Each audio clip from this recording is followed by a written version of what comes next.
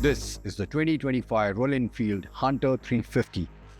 Comes in this all-new colorway and gets a host of other updates, starting with an all-new slip and assist clutch, which comes as standard on the Metro variant.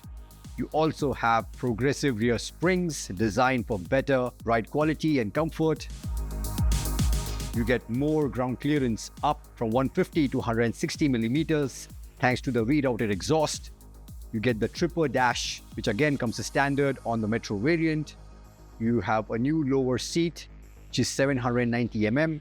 Also has a different kind of cushioning designed for more comfort. You get a Type-C charger, LED headlight, which you have seen on other Royal Enfield motorcycles. And last but not least, we have MRF tires now, which replace the Seat ones which you have seen on the previous iteration of the Hunter 350.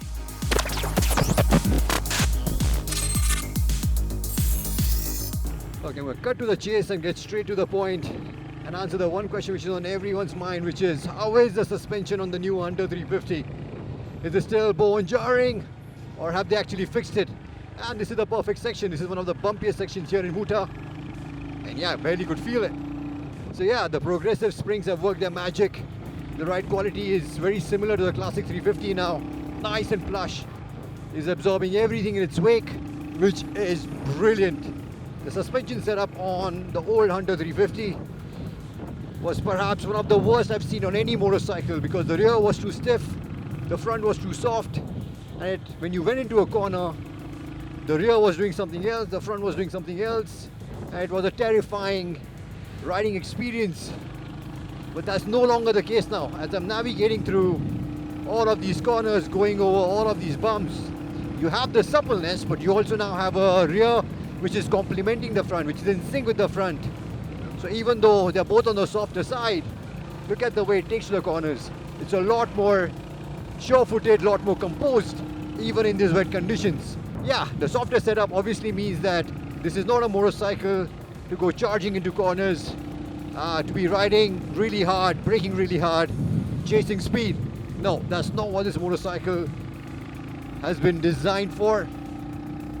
It's designed to just relax, chug along, enjoy this beautiful day, because that's what the engine, the J Platform 350 engine, is renowned for, is what we have always loved about it.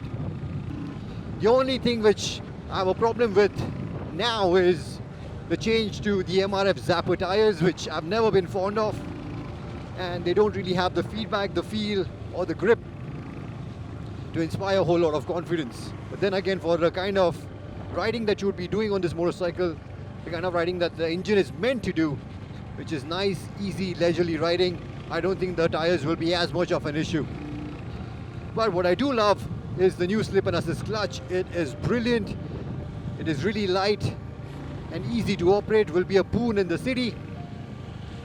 And what I like about it is this is so much better compared to the other slip and assist systems that we have seen on other Royal Enfield motorcycles, including the Himalayan, which are still quite heavy to operate. Luckily, the one on this is far better, much lighter, and I hope this is what we see in future Royal Enfield motorcycles. In terms of ergonomics, with the handlebar coming a little bit closer to me, the seat being a little bit lower, it's definitely hard to compare with the previous iteration unless we ride them back to back. But yeah, I'm 5'11" and fit on this just fine. It's a nice commanding riding position, very easy on your wrists. And the comfort part, yeah, the seat does feel a little bit more comfortable, but then again, this motorcycle is not designed for touring, nor with this 13-liter tank. This is essentially a motorcycle which can do a bit of everything. It really shines in the city compared to every other Royal Enfield motorcycle. It's really light, it's really agile, very easy to slice through traffic with enough and more torque available no matter where you are in the rev band. And even on the highway, it can definitely cruise nonchalantly, but don't expect insane amount of touring comfort, because that's not what this motorcycle is designed to do.